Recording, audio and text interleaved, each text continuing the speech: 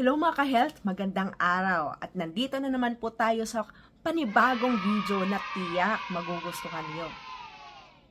Ako nga pala si Christina, isa akong nurse. Ngayon tatalakayin natin ang issue patungkol sa kidney stone. Ano nga ba ito? Bakit nga ba tayo nagkakaganito? Pero bago yan, huwag mong kalimutan na i-like, comment at mag-subscribe sa channel natin at i-share sa mga kaibigan nyo para maging conscious sila kung ano yung sakit na ito. Tara na, samahan nyo kami.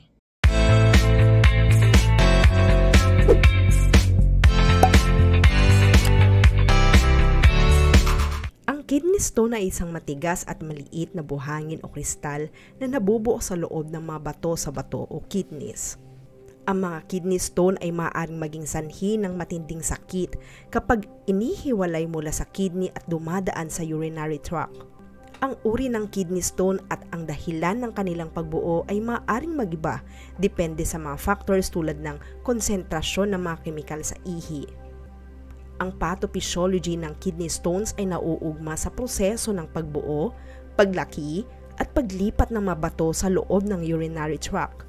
Narito ang pangunahing bahagi ng pathophysiology ng kidney stones. Supersaturation. Ang ihi ay naglalaman ng iba't ibang kemikal tulad ng calcium, oxalate at phosphate. Kapag ang konsentrasyon ng mga ito ay mataas, maaaring magkaroon ng supersaturation o sobrang dami na maaaring magdulot ng pagbuo ng kristal sa loob ng kidney. Nucleation. Ang supersaturated na ihi ay maaaring magsilbing pang-ugma o nucleation para sa pagbuo ng mga maliliit na kristal. Ang mga kristal na ito ay maaaring magsanib at magdulot ng mas malaking bato sa loob ng kidney. Growth of stones. Ang mga kristal na nabuo ay maaaring lumaki at maging malalaking bato habang ito ay bumabiyahe sa loob ng kidney. Ang uri ng kemikal na bumubuo sa bato ay nakabatay sa uri ng kidney stone. Obstruction. Ang mga malalaking kidney stone ay maaaring magdulot ng blockage sa urinary tract na maaaring maging sanhi ng matinding sakit at iba pang sintomas. Inflammation and infection. Ang blockage sa urinary tract ay maaaring magdulot ng pamamaga at impeksyon.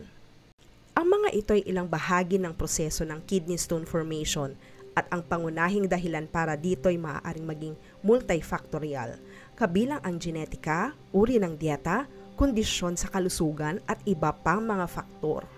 May iba't ibang uri ng kidney stones at ang kanilang uri ay nakabatay sa kemikal na sangkap ng bumubuo sa kanila. Narito ang mga pangunahing uri ng kidney stone. Calcium stones o calcium oxalate stones. Ito ang pinakakaraniwang uri ng kidney stone. Binubuo ito ng calcium oxalate at maaaring makaapekto sa mga taong may mataas na konsentrasyon ng calcium o oxalate sa kanilang ihi.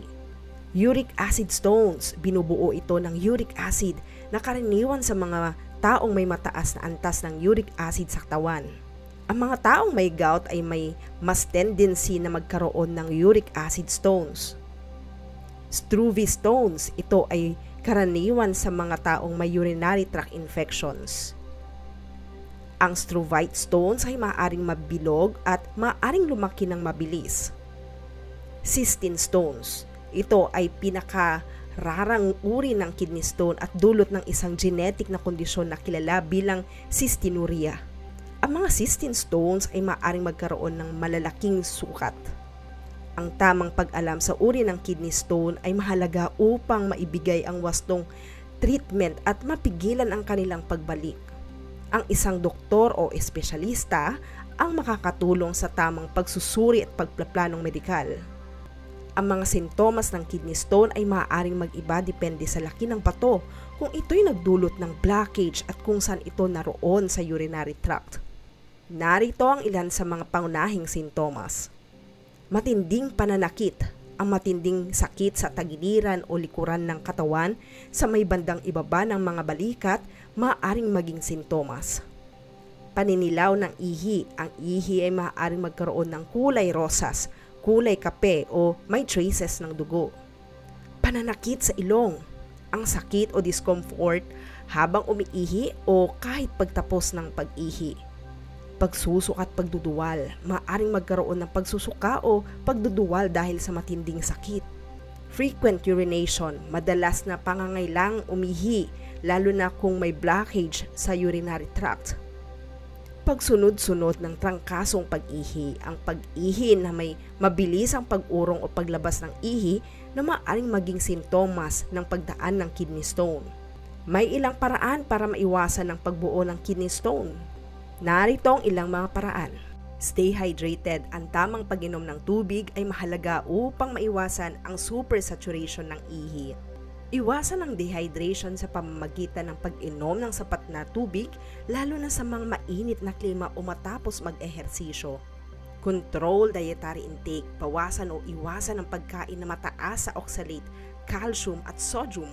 Limitahan din ang pagkakaroon ng masyadong maraming protina sa iyong dieta. Monitor sodium intake. Pagkontrol sa sodium intake sapagkat ito'y maaaring makatulong sa pagkontrol ng calcium excretion sa ihi. Limit animal proteins. Bawasan ang pagkakaroon ng mataas na uric acid sa iyong katawan sa pamamagitan ng paglimita sa pagkain ng mga produktong may mataas na uric acid tulad ng organ meats at red meat. Maintain a healthy weight. Ang pag-maintain ng malusog na timbang at tamang lifestyle ay maaaring makatulong sa pag-iwas sa pagbuo ng kidney stones. Moderate calcium intake. Kung may history ng calcium stones, konsultahin ng doktor ukol sa tamang calcium intake. Maaaring maayos na balansehin ito sa iyong dieta.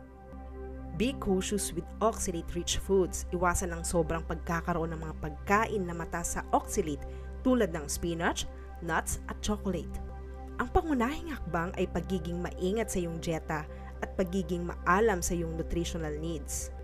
Mahalaga rin ang regular na check-up at konsultasyon sa doktor upang mamonitor ang iyong kalusugan at maiwasan ang mga posibleng panganib. Salamat sa pag-join sa atin ngayon sa pagtalima sa misteryo ng paano nagkakaroon ng kidney stone.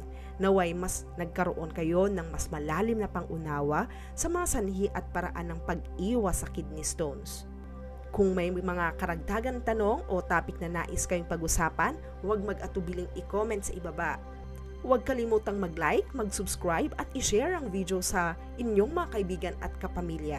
Salamat ulit mga ka-health at hanggang sa susunod na video. Paalam!